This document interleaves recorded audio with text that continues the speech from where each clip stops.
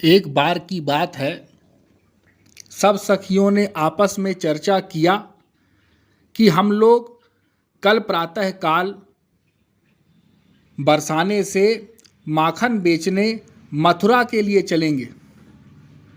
सब ने आपस में मीटिंग कर लिया और सब एक साथ बात करते हुए, वार्तालाप करते हुए इस बात को तैयार हो गए कि हाँ हाँ, कल मथुरा चलेंगे, इसी बहाने व्रज में घूम आएंगे। तो ललिता सखी ने सब सखियों को मना लिया और सबको तैयार कर लिया। सब आपस में वृषभानु कुंड के निकट बैठी हुई और घड़े वगैरह मांजने धोने में लगी थी। तो एक सखी श्यामाजू बोली कि हम सब जा रही हैं कल दोपहर को, किंतु इतना सारा माखन लेगा कौन, और फिर क्या मैया बाबा हमें जाने देंगे? अरे इतनी दूर वो हमें कभी अकेला नहीं छोड़ेंगे। लेकिन विशाखा सखी ने कहा कि नहीं, तुम लोग किसी भी तरह करके और अनुनय विनय करके अपने मैया बाबा को मना लेना, अपनी बुद्धि का थोड़ा सा प्रयोग करना और किसी तरह से बोल देना कि सब जा रही हैं, और किशोरी जी का भी नाम ले लेना। हाँ, कि वृषभानु नंदिनी भी जा रही हैं, तो हो सकता है उनका नाम सुन करके तुम लोग को जाने दें। रात में सब सखियां अपने अपने घर गई। एक सखी की मैया कहती है कि अरे तू क्या कर रही है? छोटी सी दहेड़ी में लेकर के, दहेड़ी मतलब जिसमें दही जमाया जाता था, एक छोटी सी दहेड़ी में वो दही जमा रही थी कि कल दही भी लेकर के जाऊंगी माखन के साथ। तो मैया मैं कल दही बेचने जाऊंगी।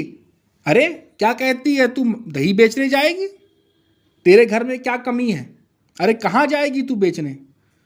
अरे मैं बेचने बरसाने और नंदगांव की सभी बहनें एक साथ जाएंगी मथुरा की ओर। और तो और मैया, वो राधा रानी, राधा जी भी जा रही हैं, वृषभानु नंदिनी भी साथ हमारे जाएंगी। मैया ने पूछा, अरे किसने कहा तुझसे कि वे जाएंगी? अरे सभी सखियां कह रही थी, किशोरी जी भी वहीं थी। अरे पता नहीं, कुछ समझ नहीं आता इन बड़े लोगों की बातें।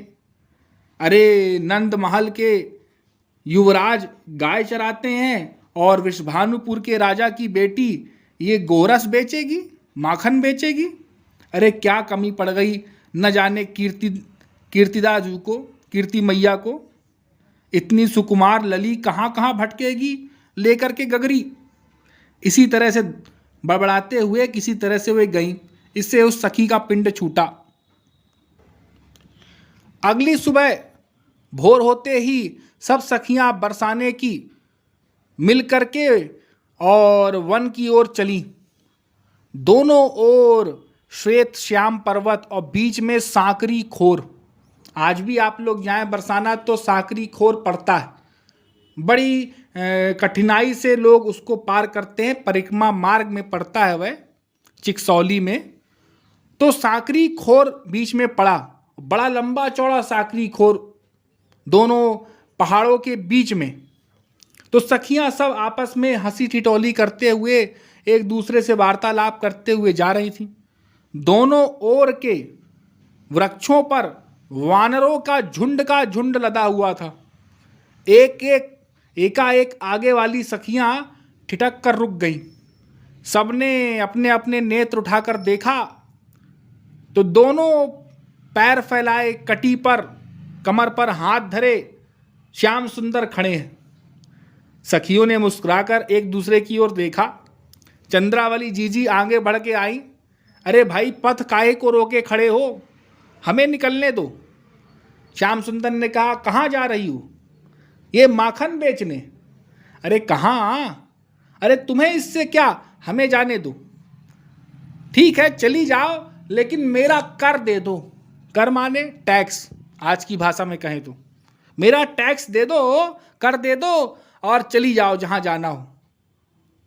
सब सखियों ने खींच कर देखा और पूछा, अरे भाई कैसा कर? किस बात का कर? ये माखन का कर लेगा? अरे मेरी भूमि में होकर निकलने का कर। ठाकुर जी ने जवाब दिया, आहा, ऐसा अनोखा कर ना हमने कभी देखा ना सुना। भूमि तुम्हारी है कि राजा की? तुम कहाँ के आए? आरसी में मुंह देखा है कभी? बड़े राजा बने हैं। ये बात सुन करके सब सखियां हंस पड़ी। श्याम सुंदर ने जवाब दिया पलट करके, अरे वो तो मैं देख ही रहा हूं, तेरा मुख क्या किसी आरसी से कम है? श्याम सुंदर का उत्तर सुन करके गोपी चुप हो गई। आरसी बड़ी सांवली होती है, तो श्याम सुंदर ने बड़े ऐंठ करके उत्तर दे दिया सखी को। अरे पथ छोड़ो। फिर चंद्रावली जी ने ऊंचे स्वर में कहा, बहुत बातें बनाने आ गई हैं तुमको। अरे बातें बनाना मुझको भी अच्छा नहीं लगता सखी, तुम मेरा कर दो और अपना रास्ता नापो, मुझे क्या लेना देना तुमसे। सखियों ने कहा कि नहीं, हम नहीं देंगे। मैं तो लूंगा, राजी से नहीं दोगी तो बरजोरी से लूंगा। बरजोरी? हाँ सखी, बरजोरी। अरे लाज नहीं आती कहते, छोरियों से बरजोरी करते। अरे जब तुमने लाज उतार के खूंटी पर टांग दी तो मैं कितनी देर उसे थामे रहूंगा। हाँ सखी, मुझसे एक छोरे से लपालप जीभ चलाते तुम्हें लाज नहीं लगती और मुझे लाज की शिक्षा देती हो। ठाकुर जी कह रहे हैं कि मैं एक छोटा सा बालक हूँ और मुझे तुम लाज वाज शर्म वरम की बात सिखा रही हो और टपाटप उत्तर देते जा रही हो। अरे लज्जा नारी का भूषण है कि पुरुष का? अब इतने में विशाखा सखी ने कहा, अरे हटो भी, हम राजा कंस से जाकर के कह देंगे। अरे कंस क्या तेरा सगा लगता है? ऐसी कृपण हो तुम कि चुल्लू भर गौरस के कारण कंस तक दौड़ी जाओगी। अरे थोड़ा सा माखन हम लोगों को बांटती जाओ, ये हम सब सखा लोग खा लेंगे। ये वानर वगैरह लदे हुए हैं, देख रहे हैं, तुम्हारा भी कुछ नहीं बिगड़ेगा, हम लोग का भी हो जाएगा और तुम अपने रास्ते नापो। लेकिन सखियों ने जिद्द में आकर के श्याम सुंदर को नहीं दिया। कोई भी सखी ने अपना अपना घड़ा नहीं खोला। तो श्याम सुंदर ने झपट करके जितनी उनकी मटकियां थी सब छीनने लगे। सब श्याम सुंदर के इशारे में बलराम वगैरह और उनके सखा भी पीछे से सब की सखियों की, अब सांकरी खोर तो वैसे भी सांकरा, उसमें सखियों से भागते बने ना, और एक के साथ सब के सब टूट पड़े हा हा हु करते करते। श्याम सुंदर दहेड़ियां छीन छीन कर उन सखाओं को थमाते जाते, कितने हाथ टूट गए, कितनी चुनरियां फटी, कोई गिनती नहीं। सब ने मिलकर के किशोरी जी को घेर लिया। अरे कन्नू, कान्हा जी को कहा जा रहा है, तेरी मटुकिया तो रह गई रे। मधुमंगल ने कहा तो कान फिर दौड़ पड़े। देखो कृष्ण, इस दहेड़ी को यदि हाथ लगाया तो अच्छा नहीं होगा। अरे क्या करेगी रीतु?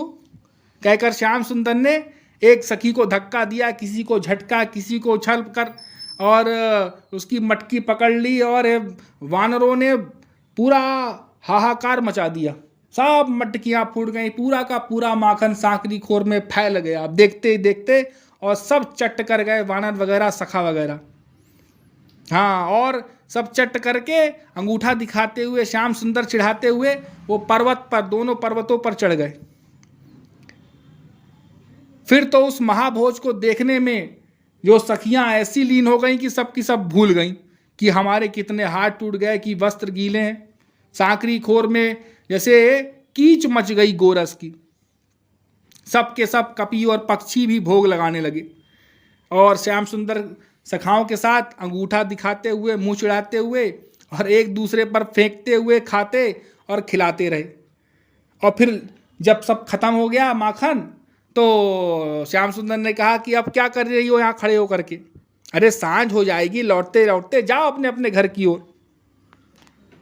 जब सांझ होकर के लौटी, मैया ने पूछा गोपी से, अरे ये सब क्या है? फटी हुई चुनरी, ये खुले हुए केश, पूरे वस्त्र तेरे गीले हैं। अरे क्या कहूँ मैया, अब वो कुछ बता तो सकती नहीं, क्योंकि बताएगी तो मैया नाराज हो जाएगी कि गई थी बेचने और उल्टा नुकसान करके आ गई, मटकी फुड़वा के आ गई और सारे के सारे वस्त्र भी फट गए।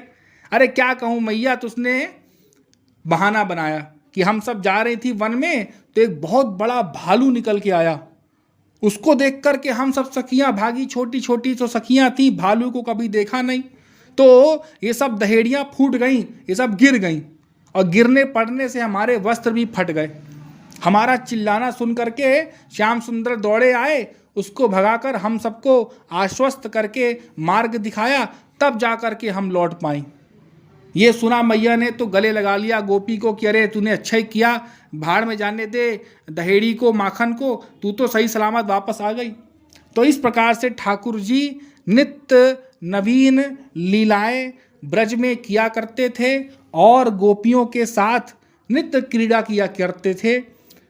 और कोई उसमें ठाकुर जी का कोई वो नहीं था कि इतना उस पराकाष्ठा पे चले जाए। देखिए पूरी मटकी ही फोड़ डाली ठाकुर जी ने, यहाँ तक कि किशोरी जी की मटकी भी नहीं छोड़ी। तो इस प्रकार से नित्य ही ठाकुर जी वहाँ की गोपियों को सताया करते थे और उनसे माखन चोरी किया करते थे। बोलिए वृंदावन बिहारी लाल की।